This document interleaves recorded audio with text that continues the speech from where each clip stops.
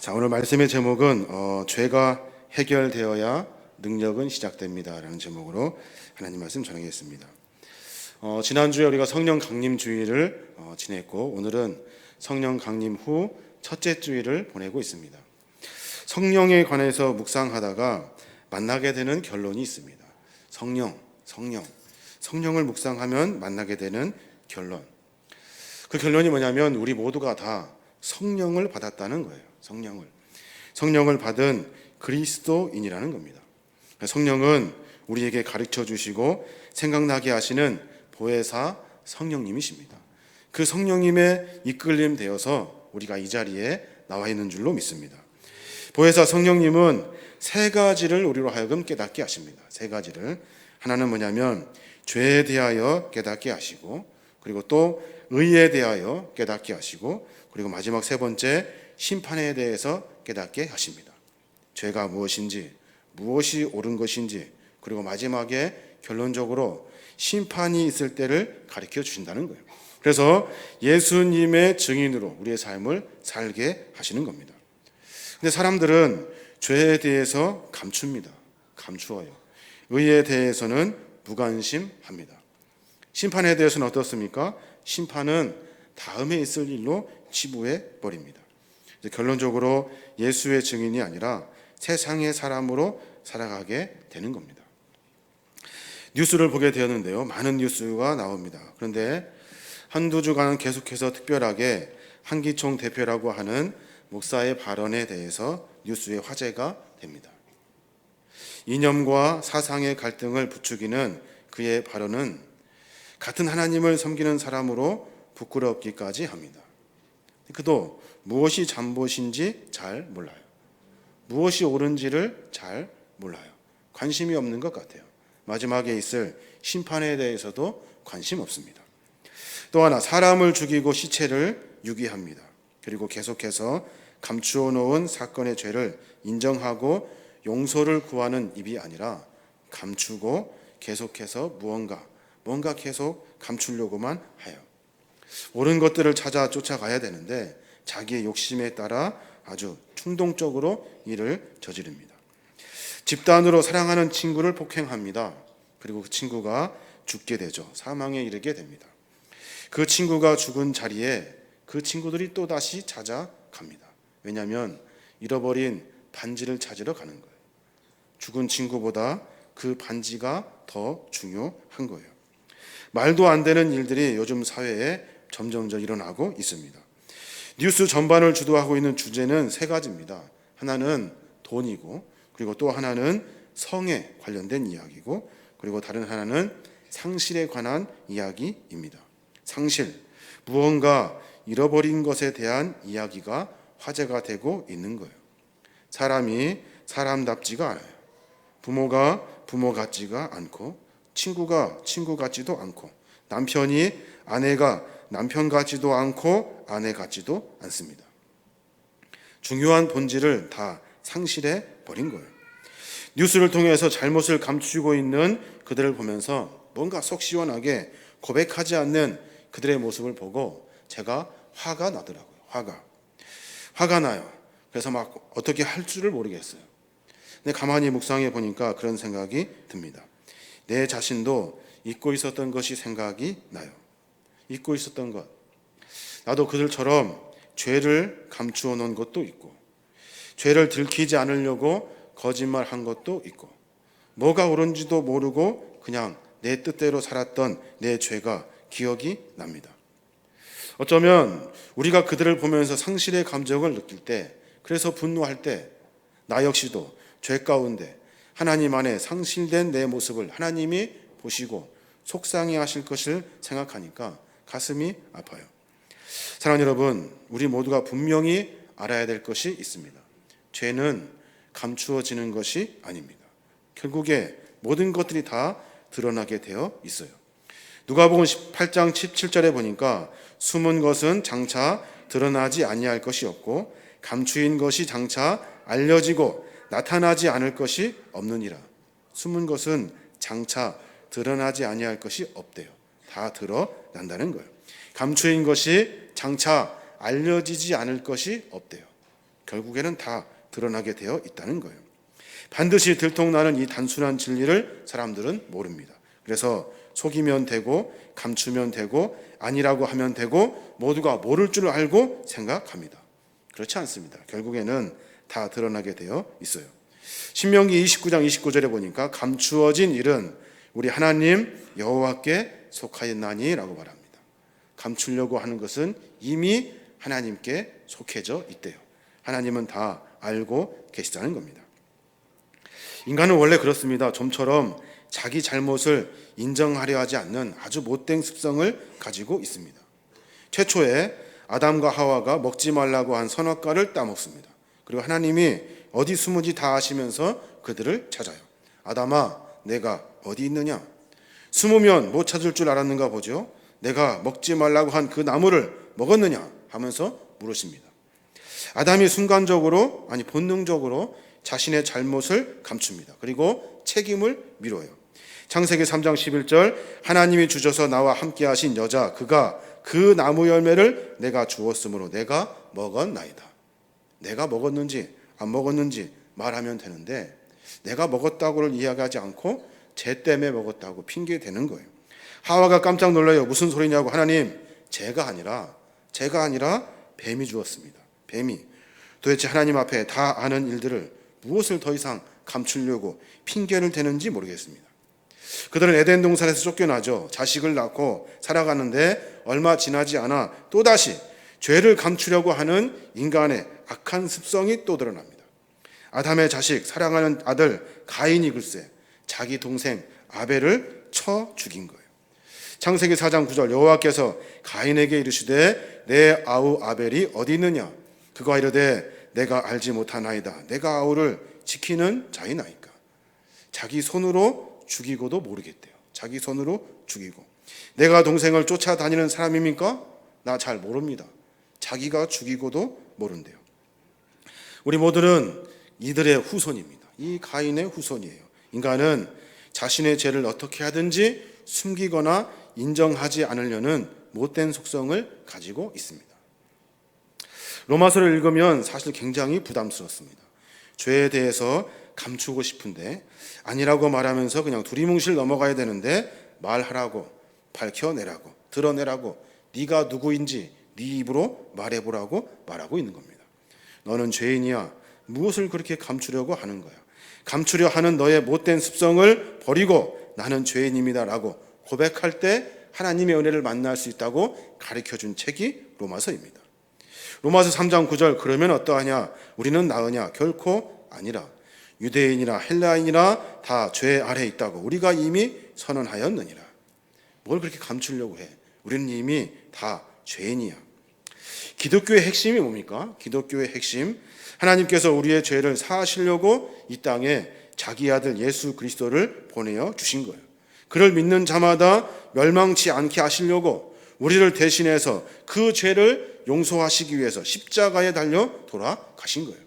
그래서 그를 믿는 자마다 멸망치 않고 영생을 얻게 하시려고 하시는 것. 이게 바로 기독교의 핵심입니다.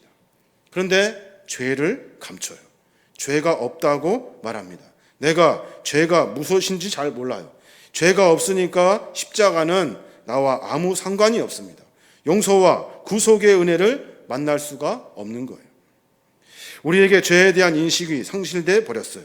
모두에게 소원에 대한 간절함만 가리킵니다. 이거 주세요. 저거 주세요. 더 많이 주세요. 더 많이 주면은 그 죄가 감추어집니까?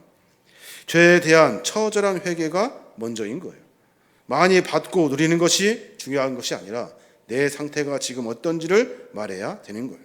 죄에 대한 가슴을 치는 애통함이 먼저예요. 매 순간마다 죄 가운데 들어갈까 봐 늘 깨어있는 모습이 먼저인 거예요.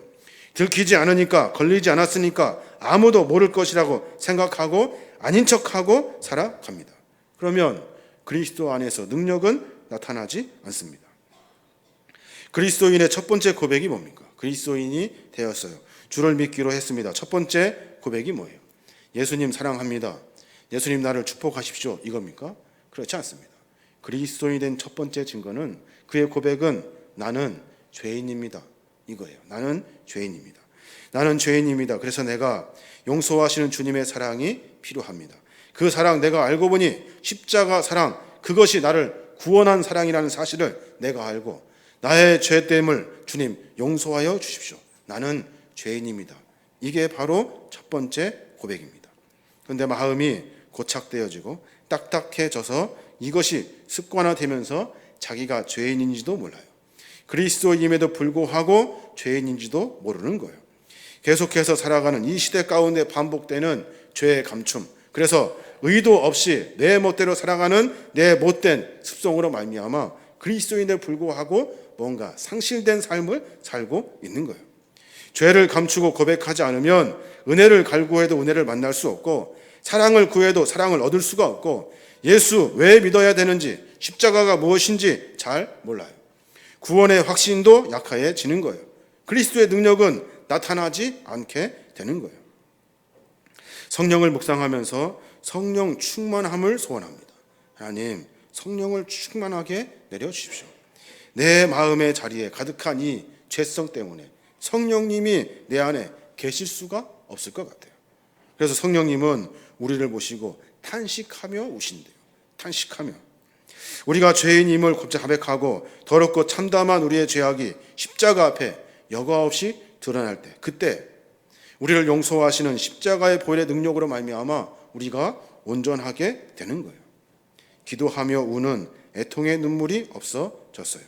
죄를 고백하고 죄사함의 은혜를 만나는 자가 그리스도인이라는 사실을 잃어버린 거예요. 주님 앞에 죄를 고백하지 않기 때문에 모두가 다 의인인 척하면서 살고 있는 거예요. 이 사회가 많은 사람들이 그렇게 살아갑니다. 죄는 없어요. 들키지만 않으면 되는 거예요. 로마서를 읽어보십시오. 로마서를 읽어보면 아주 집요할 정도로, 몸소리 쳐질 정도로 죄에 대해서 반복하여서 지적하고 있습니다. 1장에는 그들, 2장에는 너희들, 3장에는 우리들의 죄를 지적하면서 죄의 정도가 점점점 더 심해지고 있는 거예요. 1장 그들의 죄를 지적하고 있어요.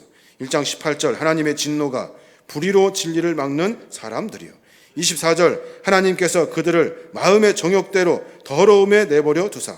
28절 그들의 마음에 하나님 도기를 싫어하며 하나님께서 그들을 그 상실한 마음대로 내버려 두사. 진리를 저버리며 정욕대로 살아가며 하나님을 두려워하지 않는 죄인들.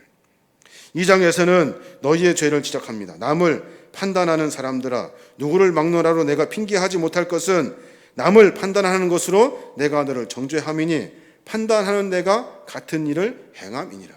조금 정의롭고 옳다고 이야기하려고 다른 사람 손가락질하면서 제가 잘못이라고 이야기하고 있는 거예요. 그러면 죄가 없어지냐는 거예요. 그 정죄함으로 말미암아 네가 옳다고 인정받을 것 같냐는 거예요. 너도 똑같다고 말하고 있는 거예요.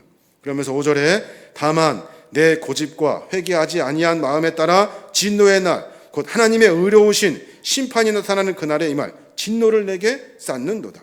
그러면서 회개도 아니하고 죄를 내려놓지도 못한 그 마음으로 하루하루 살아가면서 하나님의 진노의 그 날을 점점점 쌓아가고 있는 거예요. 마음에 회개하지 않는 마음, 그 마음이 하나님의 심판의 진노를 앞당기고 있는 거예요. 10절에 그러니까 깨닫는 자도 없고 하나님을 찾는 자도 없대요. 9절에 보니까 바울이 이렇게 도전합니다. 절대 죄 없는 척 하지 마. 어려운 척 하지 마.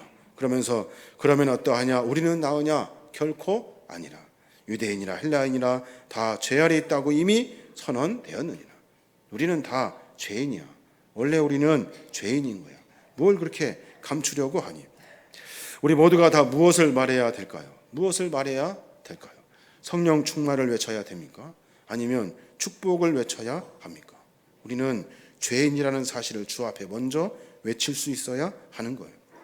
죄인이 되고 보통 죄인이 아니라는 것을 알고 주께 고백할 수 있어야 하는 거예요. 로마서는 사도 바울에 의해서 기록되어져 있습니다. 로마서를 기록한 사도 바울은 시대의 사람들을 보고 하나님의 마음으로 안타까운 마음을 적어내기 시작하는 거예요. 로마서 3장 13절부터 깨닫는 사람이 없대요. 깨닫는 사람. 시대를 보고 상황을 보고 지금의 고민되는 문제를 가지고 기도해야 되는지 아니면 이것을 또다시 감추면서 살아야 되는지 깨닫는 사람이 없대요. 하나님을 찾는 사람도 없어요. 곁길로 다 빠져서 뭐가 그렇게 바쁜지 하나님 보기에 쓸데없는 일만 하고 다닌대요.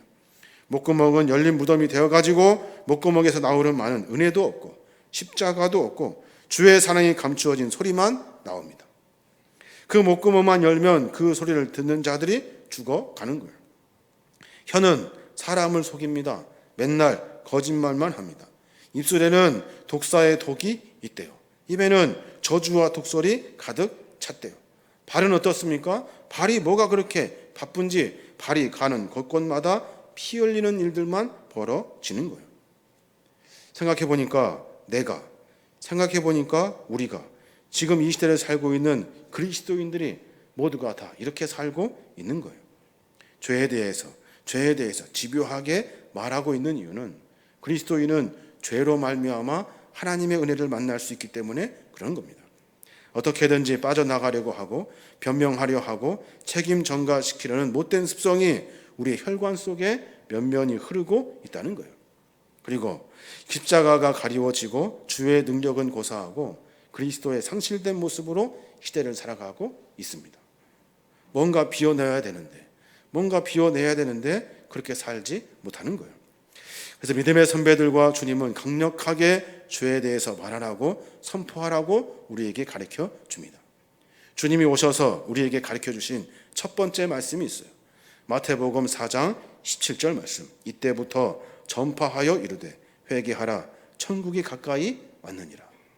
주님이 우리를 보시고 하신 첫 번째 메시지. 회개하라 천국이 가까이 왔느니라. 왜 우리 자신이 죄인임을 인정하지 않고 죄인임을 고백하지 않고 매 순간마다 이 죄에 대한 고민이 있어야 되는지 아십니까? 죄에 대한 고민이 있지 아니하면 이것을 인정하지 않으면 예수 그리스도는 우리에게 필요가 없습니다. 예수님을 인정하지 않게 되는 거예요. 죄인 때문에 주님이 오셨거든요. 죄인 때문에. 그러면 내가 죄가 없다고 말하면 주님은 필요가 없는 거예요. 누가복음 5장 32절 내가 의인을 부르러 온 것이 아니요 죄인을 불러 회개시키려 왔노라. 그런데 죄인임을 인정하지 않는다면 예수가 필요 없게 되는 거예요. 자신이 죄인임을 인정하지 않으면 하나님을 거짓말하는 자로 만들어 버리는 겁니다. 요한일서 1장 10절 만일 우리가 범죄하지 아니하였다 하면 하나님을 거짓말하는 이로 만드는 것이니. 나 죄 안 졌어. 나 멀쩡해. 주님께서는 죄인 때문에 이 땅에 오셨거든요. 이 땅에 오셨는데 아무도 죄를 안 졌다는 거예요. 그럼 하나님이 거짓말하고 있냐는 거예요. 자신이 죄인임을 인정하지 않으면 은혜가 나타나지 않는데요. 로마서 5장 20절 율법이 들어온 것은 범죄를 더하게 하려 함이라. 그러나 죄가 더한 곳에 은혜가 더욱 넘쳐 나느니라. 율법을 통해서 내 죄를 깨닫게 되는 거예요. 그때 회개하고 참회할 때 하나님은 그 은혜 회복시켜주고 용서하시는 은혜를 우리에게 허락해 주신다는 겁니다.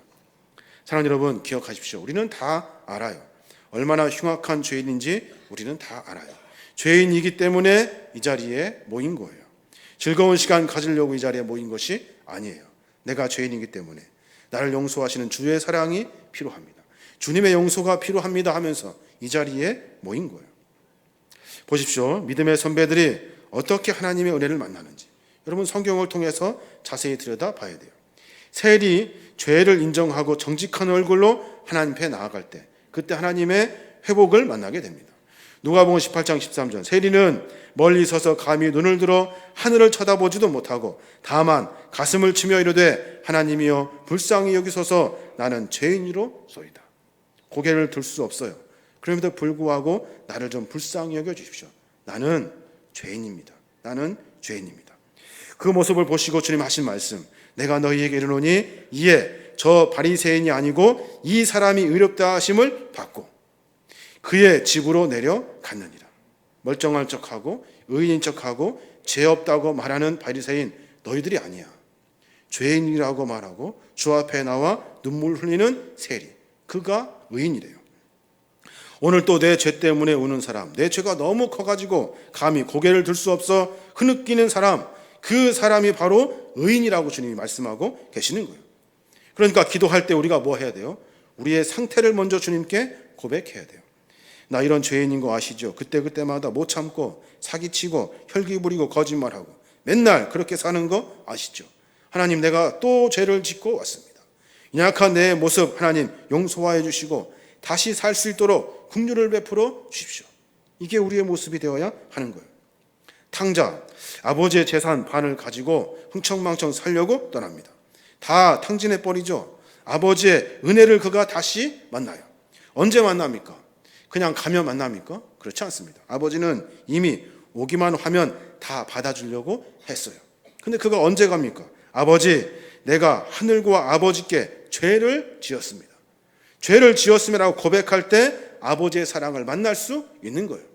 준비된 은혜, 우리에게 많은 것을 다 용서하신다는 하나님의 은혜, 그 은혜도 역시 우리가 죄를 고백할 때 만날 수 있는 거예요. 아버지의 아들이라 일컬음을 받을 수 없사오니 나를 품꾼같이 여겨 주십시오. 그때 은혜를 만나게 되는 거예요. 삭개오, 키 작은 삭개오가 주님 앞에 섭니다. 그렇습니다. 주님, 내가 속였습니다. 내가 빼앗았습니다. 누가복음 19장 8절, 주여 보시옵소서.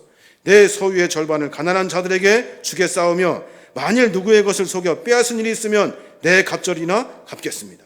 내가 속였습니다. 내가 빼앗았습니다. 뺏은 것이 있다면 내가 보상하겠습니다. 속인 것이 있다면 내 갑절이나 갚겠습니다.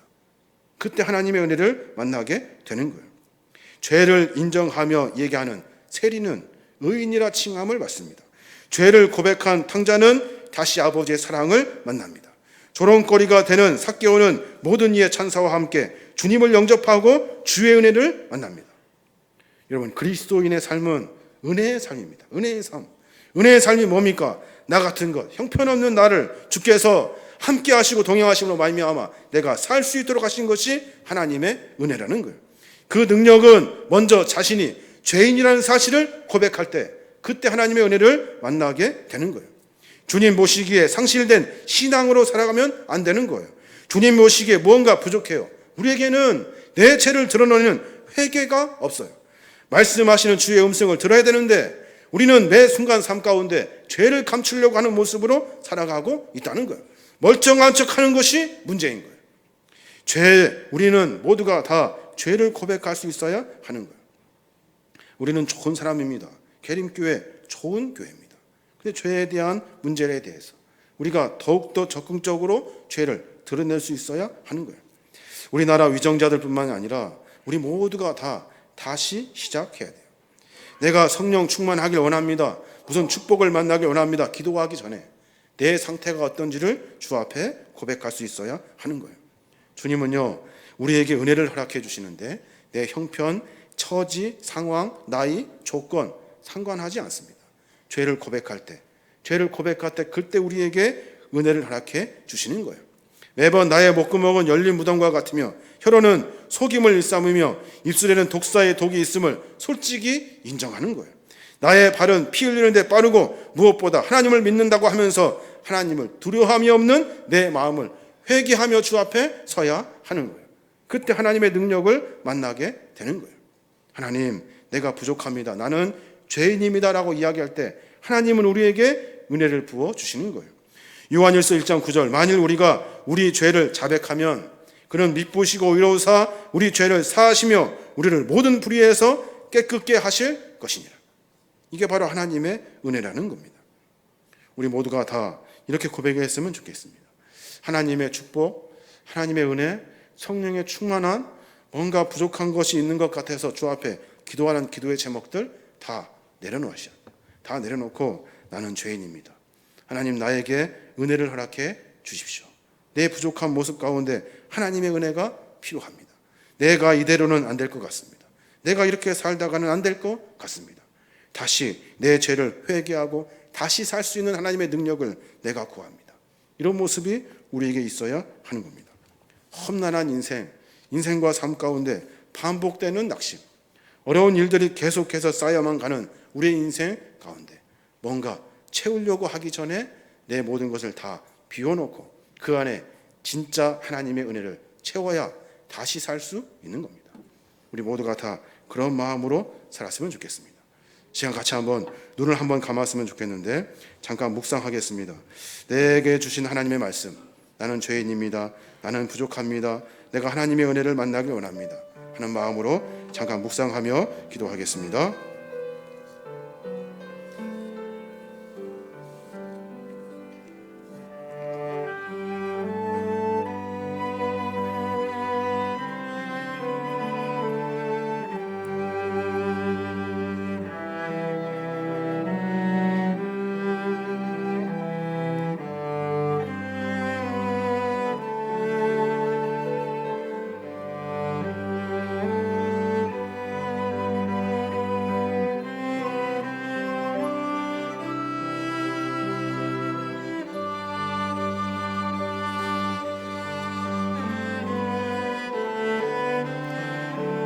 자리에서 일어나겠습니다. 인생길 험하고 인생길 험하고 마음 지쳐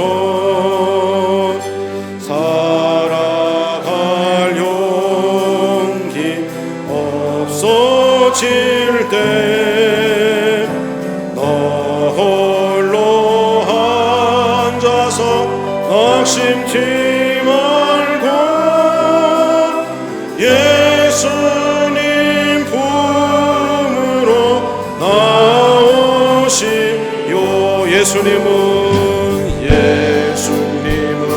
나의 생명 믿음 소망 사랑 되시니 십자가 보혈 자비의 손길로 상처 입은 너를 고치시리. 평생의 모든 꿈 평생의 모든 꿈 허물어져 세상의 친구 다 떠날 때 어둠에 앉아서 울지만 말고 예수님 품으로 나오시오.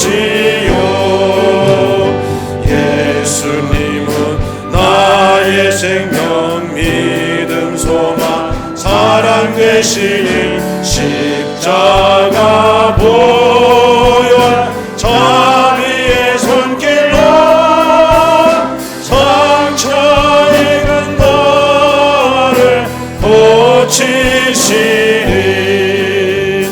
어두운 밤 지나고 새날 오고 겨울이 가면 봄이 오듯 이 세상 슬픔이 지나고 나면 황홀한 새날이 다가오네.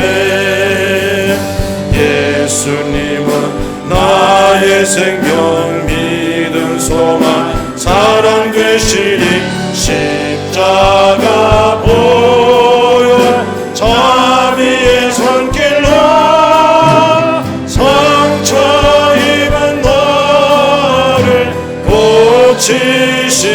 고치시리.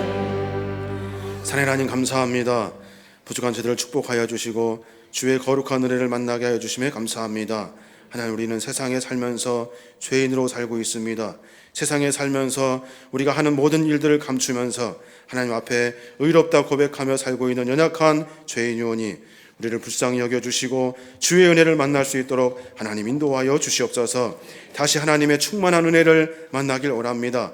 내가 주 앞에 비워놓음으로 말미암아 내 죄를 고백함으로 말미암아 나에게 부어주시고 힘주시고 능력 주시는 주의 권능 안에 거하길 원하오니 내가 주 앞에 섬으로 말미암아 내 죄를 사하시는 하나님의 은혜를 만날 수 있도록 우리 아버지 인도하여 주시옵소서. 우리의 삶을 주께 온전히 의탁합니다. 어렵고 힘든 상황이 반복되는 가운데 있사오니 그 가운데서도 주님 위로하여 주시고 은혜를 덧입혀 주셔서 주의 백성으로 주님 부어 부어주시는 은혜의 감격으로 우리를 회복시켜주고 다시 일으켜주시는 하나님의 은혜 안에 거할 수 있도록 아버지 하나님 인도하여 주시옵소서. 우리의 욕심으로 우리의 뜻대로 살지 않습니다. 하나님이 원하시는 것이 무엇인지 하나님의 뜻을 분별하며 전진하는 믿음의 종들 되게 하여 주시옵시며, 세상에서 하나님의 말씀을 붙들고 승리를 선포하며 전진하는 우리 모든 심령들 되게 하여 주시옵소서. 악한 마귀 권세 우리를 자꾸만 넘어뜨리려 하고 있사오니 우리가 넘어질 일이 아니라 하나님 안에서 다시 일어서게 하여 주시옵시며, 악한 권세를 이기고 세상 가운데 살아계신 주님을 증거하며 선포하는 우리 모든 심령들 되게 하여 주시옵소서.